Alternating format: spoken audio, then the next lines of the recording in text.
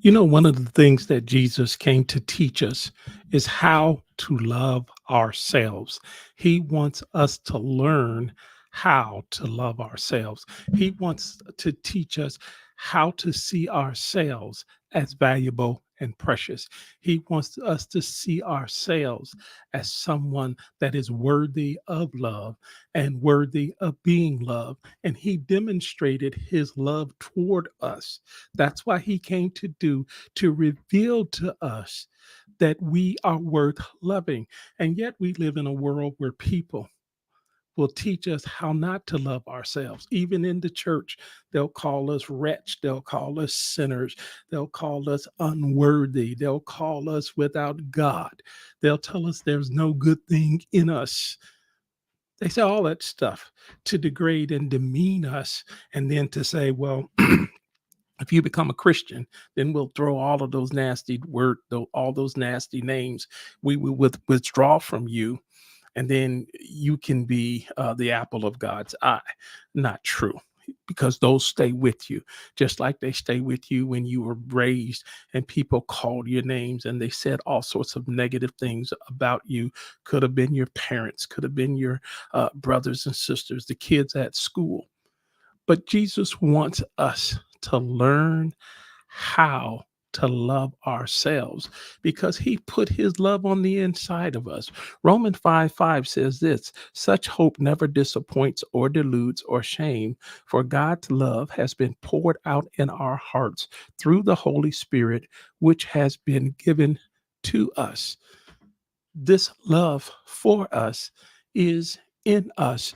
We just have to learn how to get rid of all the negative thoughts about us and replace them with positive thoughts that I was fearfully and wonderfully made, that I was made in God's image and after his likeness, that God is love and he created me by love. I was created by love, to love, and to be loved. You know, one of the songs that when I was growing up that I really enjoyed singing, George Benson and Whitney Houston sang this song called "The Greatest Love of All." You all remember that song? The greatest love of all. I looked up some of those lyrics and it's powerful. Some of the lyrics to that song says, "No matter what they take from me, they can't take away my dignity because the greatest love of all is happening to me. I found the greatest love of all inside of me. The greatest love of all is easy to achieve. Learning to love yourself, it is the greatest love of all." And how do you love yourself? You love yourself based on the way you talk to yourself. You either speak words of love to yourself or you speak words of fear and hate to yourself. But you have to speak to yourself like you're worth loving. You have to become tone deaf and not hear all the other voices that tell you that you are not worth loving. And you constantly meditate on that. You talk to God like you love yourself. In Ephesians chapter 3, verse 17, I'll leave you with this thought. It says, Ephesians 3:17 through 19, it says, may Christ through your faith actually dwell, settle down, and abide, make his permanent home in your hearts.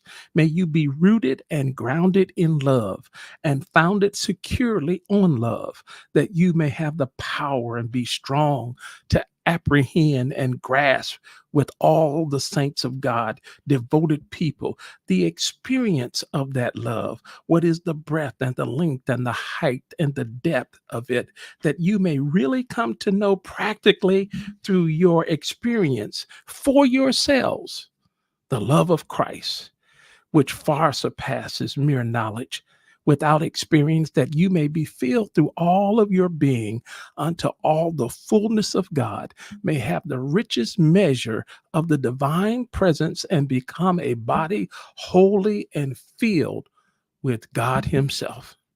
How do you do that? You continually speak to yourself that you are love, you are worth loving, and that you have been created by love to love. That's how you learn to love yourself.